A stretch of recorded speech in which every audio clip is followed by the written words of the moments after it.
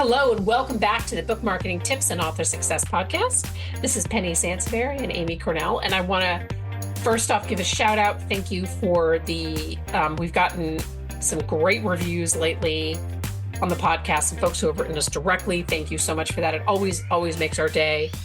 And we've gotten some great reviews on iTunes. So they keep pouring in. And I actually was at the IBPA conference last week, which was great. And I had a couple of people come up to me like, oh my gosh, I'm such a huge fan of your podcast. So it's nice that people are listening and, saying something because, of course, we always love show feedback. And this idea was actually Amy's idea, but it's interesting, the timing, because so we did a master class on Amazon and it was all afternoon. And we did book page evaluations at the end of the class. So it was like the last 90 minutes of class. And we actually went long because we had so many people wanting us to evaluate their book descriptions. What's interesting is that how easy it is to confuse a potential reader. And I don't mean this to say that potential readers are not smart or that, because when we were looking at these book pages to evaluate them, and some of them were, specifically, we're talking about nonfiction today, but some of them were children's books, some of them were fiction. I mean, they were a mishmash across the board, mixture of whoever was in the class. But almost every single time, we had to come back to the person getting the book page evaluation and say, we're confused on what this is about. I mean, Amy, and you do the majority of our book page evaluations. You see this a lot too, don't you? Yeah. And Penny, to be totally candid with everybody listening, when we get nonfiction authors that reach out to us about a potential collaboration, I definitely look at the book description if it's already published to get a feel for who the market is, who the buyer is, just kind of what the author's already put out there in terms of branding and things like that. And one of the ways that I also kind of test whether or not we're a potential good match is posing some potential improvements to the description. I don't go into a lot of detail, but I think for us, knowing that an author is open to making improvements to their book, to their product page, all those kind of things say a lot about how far we can potentially get with a collaboration with them as well. So it's a nice way to gauge like how open-minded authors are about getting to that next level. If an author's like, no, my book description's perfect as is, I don't want to touch it. It's not that we won't work with them, but it does give us some insight into how creative I think we can get when it comes to what we're going to recommend in terms of marketing. But the book description is just so important. So an author being open-minded about how you can better connect with potential buyers is a huge factor in success potential, I think. Well, and I think that's absolutely right. But I also think that, and I am the author of 23 books. Not all of them the majority of them are nonfiction. And I can attest to this, that we get too close to our books to be really objective about the book descriptions. And I think that you have to so one of the things that we talked about in the class, and I mentioned this to the audience, I said, think about the last time that you bought a book, that you plucked a book off of the real or virtual shelf. What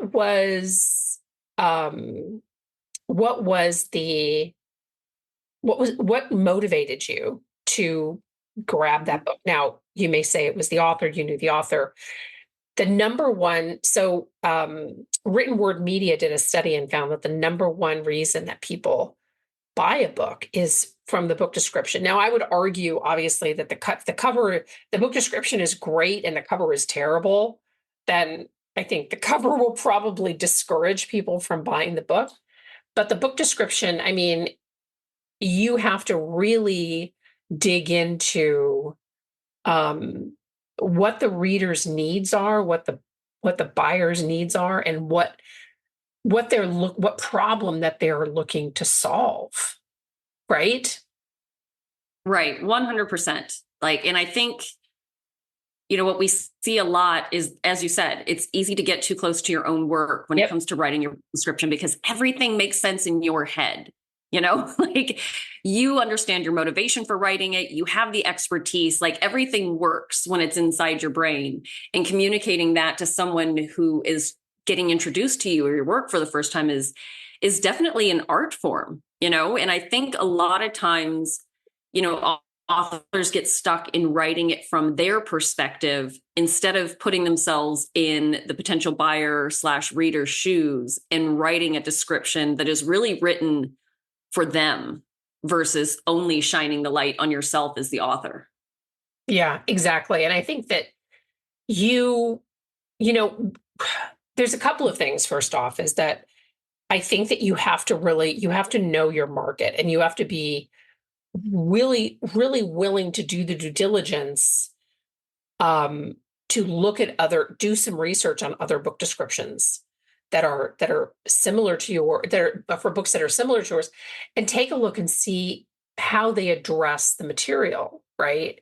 And I actually have this problem because we, as nonfiction authors, we spend so much time knee deep in the details of the topic that it's really difficult to get a 30,000 foot view perspective. And one of the things that really helps me is doing teaching classes and doing speaking, because a lot of times the questions that I get are light bulb moments for me. And they're like, oh my gosh, you know what?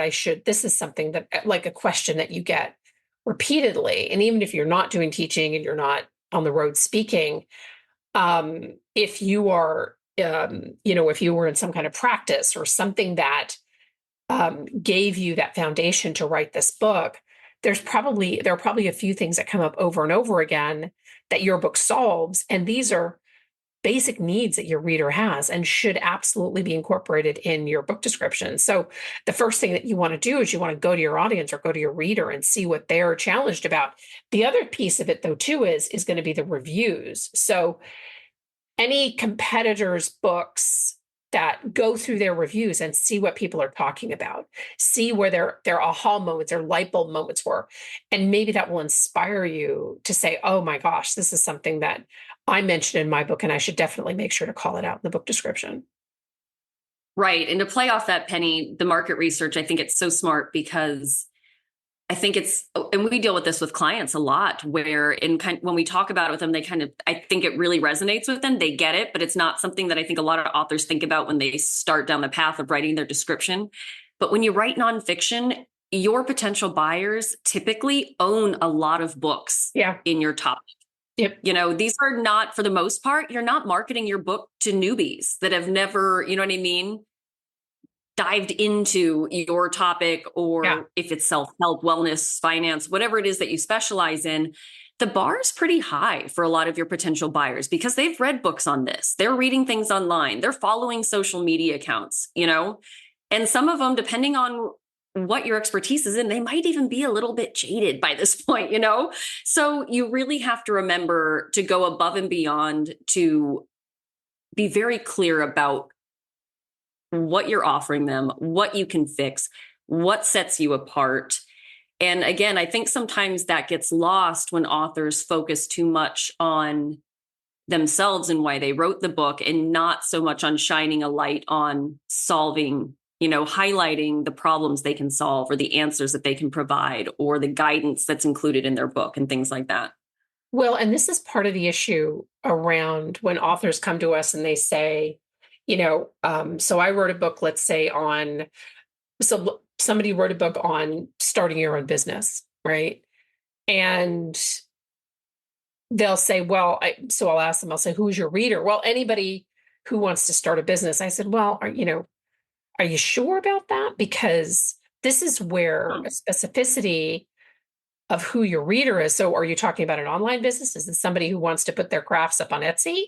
Is this somebody who wants to open a handyman business or there's a big difference between a service business, an in-house service business, and where you are putting stuff up, you're crafting, there's a very wide difference between all of these businesses.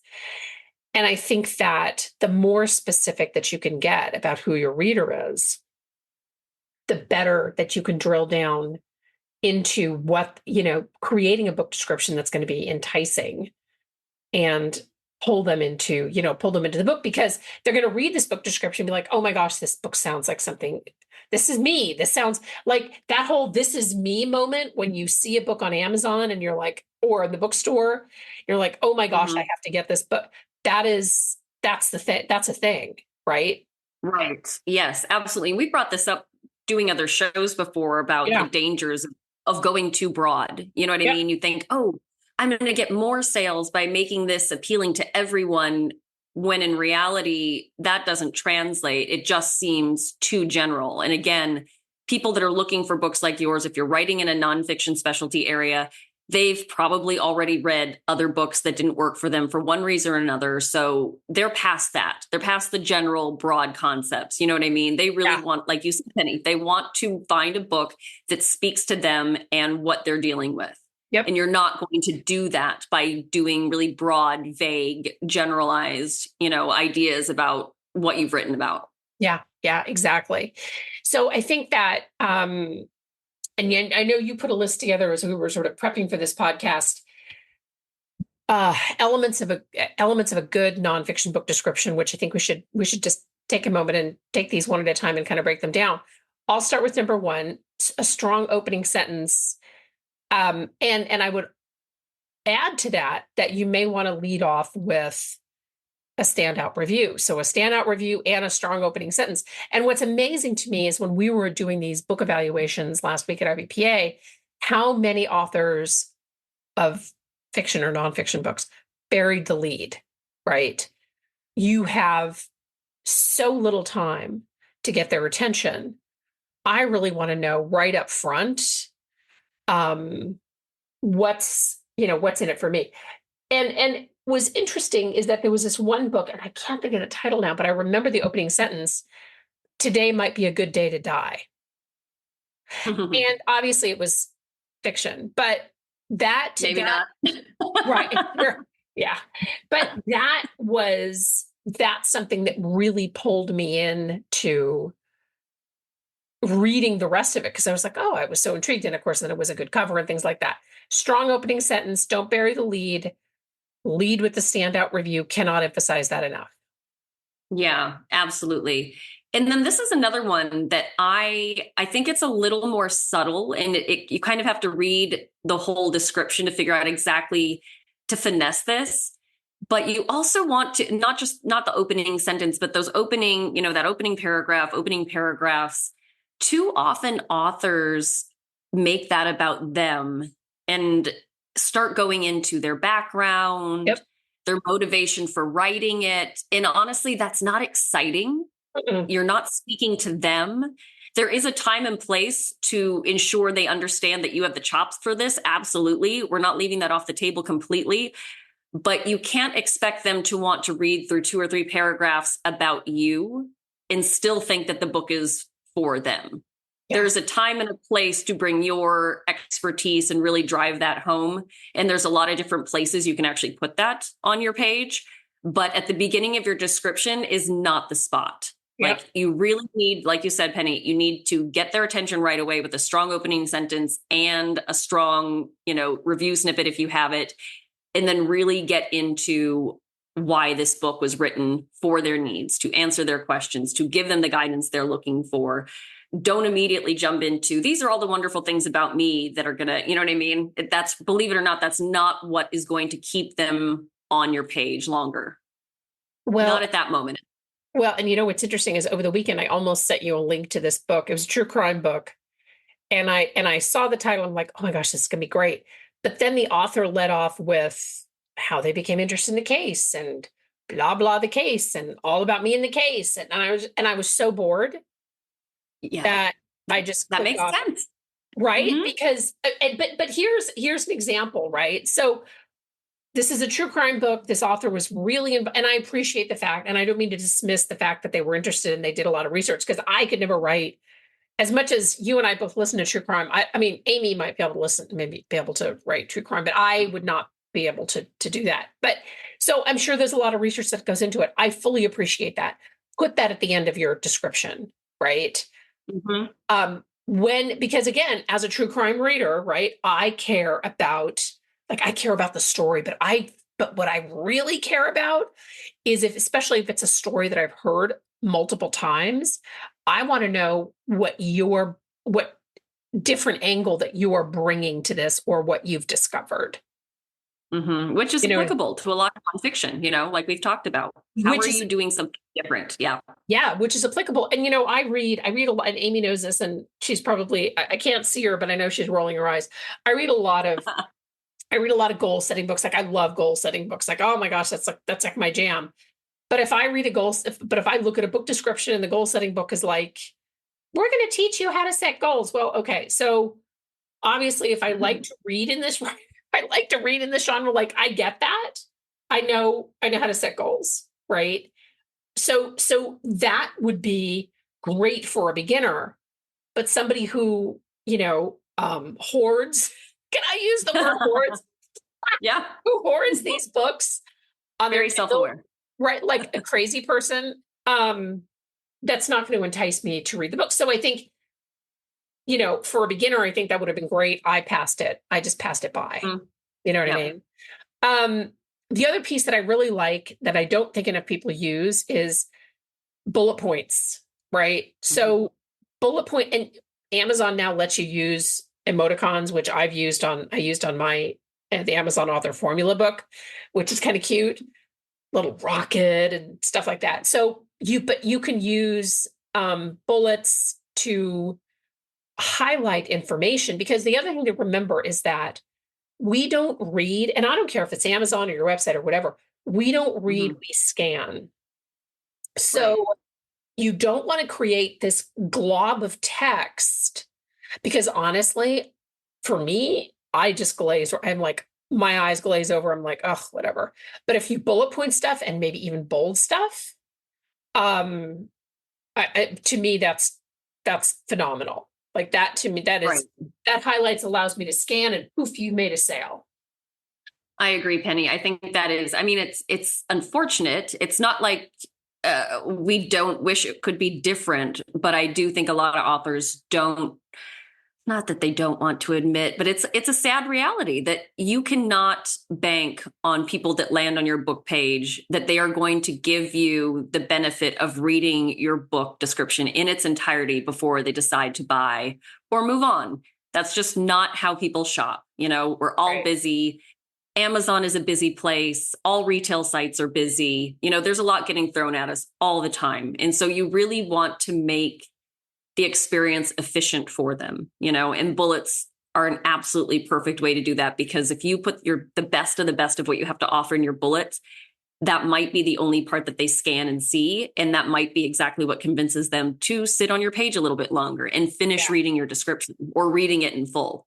Yeah. But you can't bank on them going from top to bottom and giving you, sadly, the chance you deserve. It's just not the way it works. So it's better just to work with the way people operate, work with the way people shop, and you'll give yourself more chances. The next one, we already kind of touched on this, but yeah, definitely sprinkle in snippets of high level reviews, awards. And again, snippets work great because you do have the editorial reviews section on your book page to put the full reviews or larger, excerpts from reviews. But the strongest, snippets of these are really great. And this is also a good point. Be very intentional and strategic about using italics and bolding as well. You don't want to go overboard, but going back to people scan, and italics and bolding stands out. So that's another way to draw the eye to just really the best of what you have to say and what you feel will be the tipping point in convincing them to stay on the page longer, click buy, all those other things. So italics, bolding, being really smart about sprinkling in, reviews and mentions of awards and things like that are all really great for scannable shopping. Yeah. Yeah. And by the way, speaking of that, when you get a chance, check out my Amazon author formula book page, because I just got a 5-star sticker award from Reader Views, and I added that to the page, added that to the intro and things like that. So that felt really good. It's always fun to add those things editorial or enhancing your book description or something like that. And I think, Amy, do you want to take number 5? Because I know we sort of shortchanged Sure. you on the snippets since we Oh gosh. kind of addressed that. No, but this is good though, because this is, we talked about there's a time and place. I think it's really effective to wrap up your book description by wrapping it up. Wrap up your unique point of view, re-emphasize why you have a different take on it.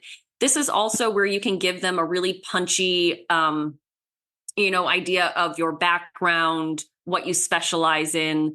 Again, you don't have to go into your whole resume because that should be fleshed out really well in your author bio and things like that on your page. But again, wrapping up your description with really meaningful, thoughtful, reference to why you wrote this book is a great way to end it for them. And again, they've already been, convinced by your bullets. They thought that was great. They've seen an excerpt of a review. You have some smart bolding. And then, again, wrap it up by reminding them why you're an authority, what your background is, things like that, that kind of, close the sale, so to speak. Yeah.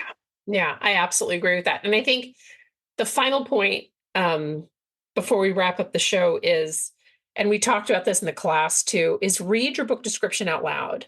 So it sounds a little crazy, but when I first wrote the book description for the Amazon Author Formula, I read it out loud, and my first thought was, I don't know how I'm allowed outside. Like, it was really bad.